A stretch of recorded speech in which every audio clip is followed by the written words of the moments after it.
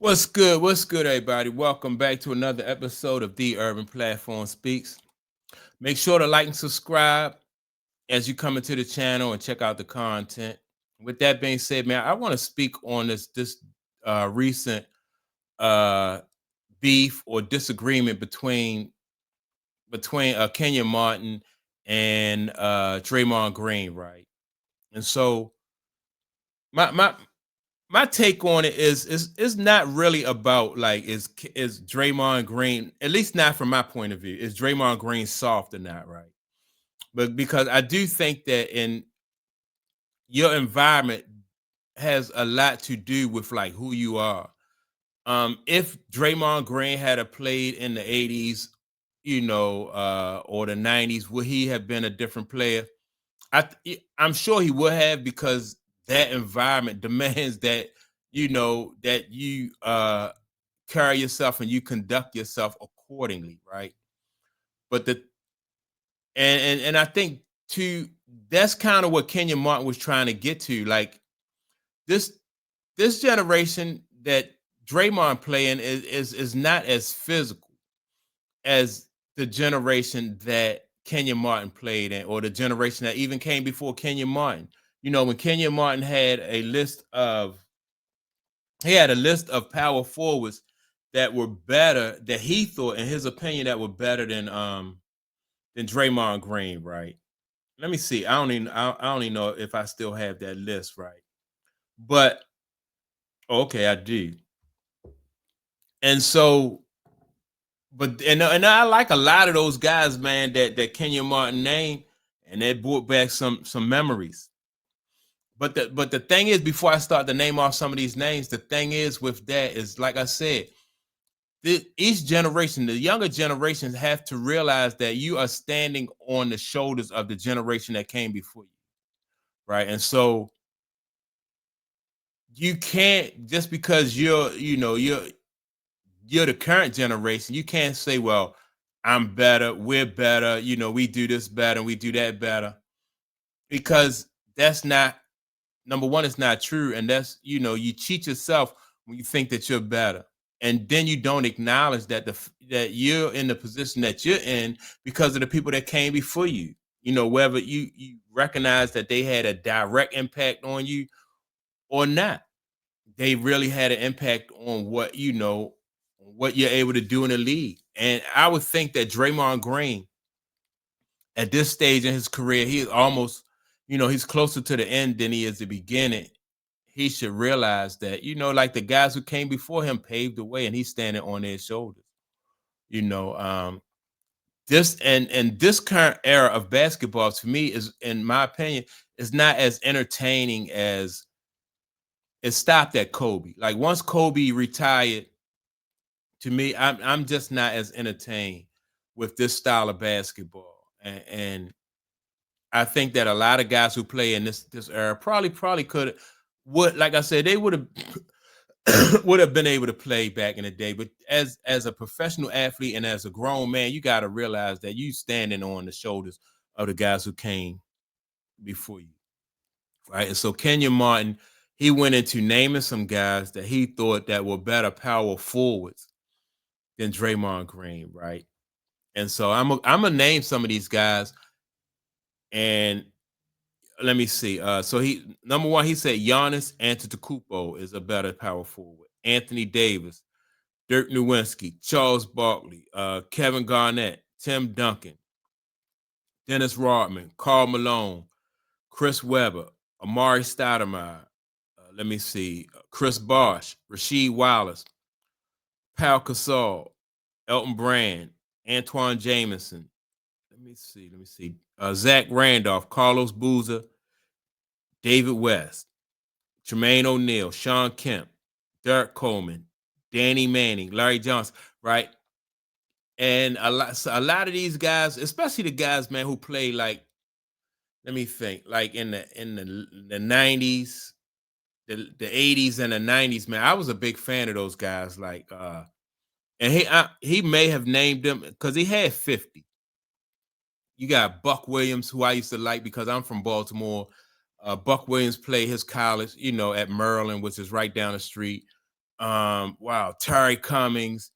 Then you got Kevin Willis, and who else? I recall Kevin Willis, Buck Williams, Terry Cummings, um, Anthony Mason, Charles Oakley. If you look at those power forwards from back in the 80s and the 90s, man, and you compare them to the guys that you like, Draymond Green, he not even as big as those guys, Lonzo Mourning, Larry Johnson. He not even as big as those guys. Those guys were a lot bigger, a lot stronger, more physically imposed. Like Terry Cummings, man, this dude was 6'9", and it just was a different league. I don't know. I think Draymond Green, in my opinion, should be thankful that he played in the era that he played now, because it's a lot easier to score in this era, this basketball era, and you can be 6'4", 6'5", and be a power forward. That is crazy. That's crazy. Like Charles Barkley, 6'5". Do we have Charles Barkley on here? Yeah, he do. He got Charles Barkley on. That's the fourth person he named. But Charles Barkley was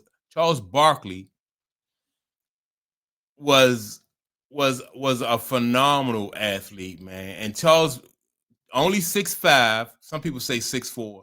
Only 6'4", 6'5", and was phenomenal, man. I mean, the round mound, the rebound, these guys right here, man. Just thinking about those guys who played power forward, even before Kenyon Martin came into the league, man. Some of those guys was like on the tail end of their career by the time Kenya came in, like Kevin Willis, Terry Cummings. I don't know that he even got to see to play against Terry Cummings or Buck Williams. Buck Williams was 6'8". Terry Cummings, I think, was like 6'9". Man, these guys, man.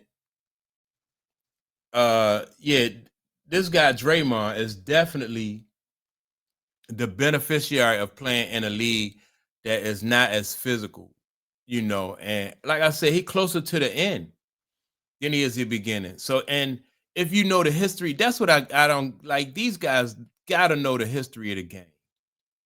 You have to, you got to know the history of the game. They think it's over with, it's done with. That's in the past.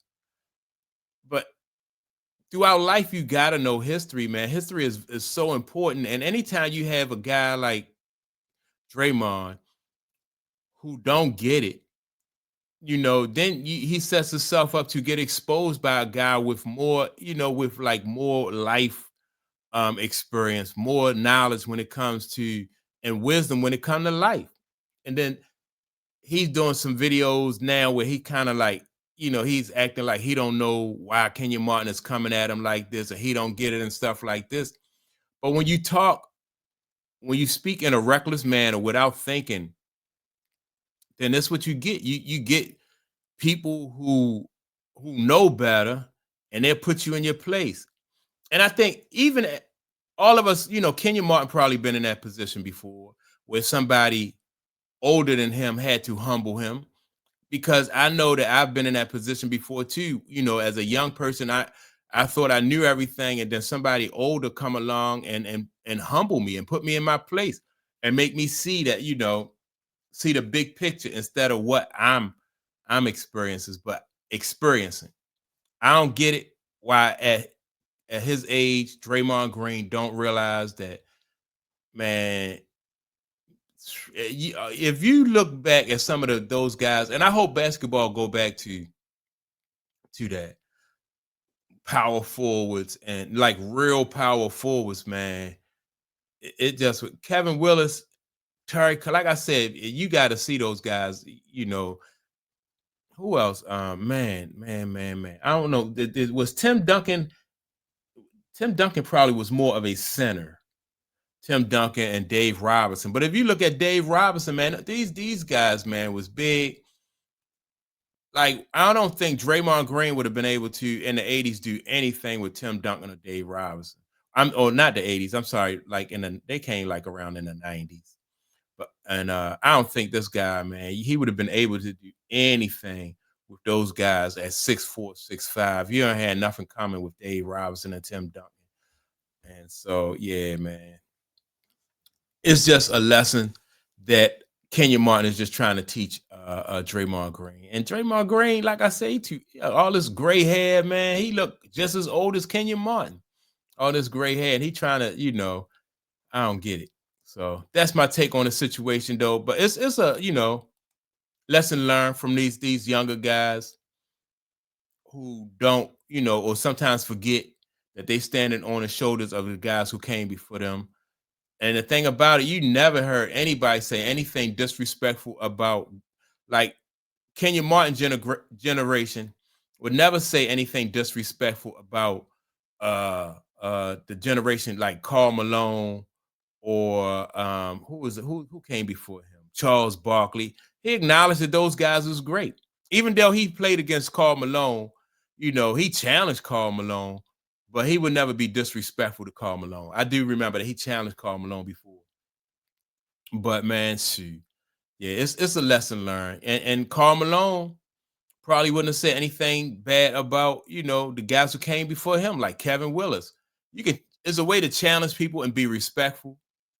You know what I mean? Because it is a brotherhood. Like being an NBA ball player, it's a brotherhood. So it's a certain line that you don't want to cross. But yeah, man, that's my take on it.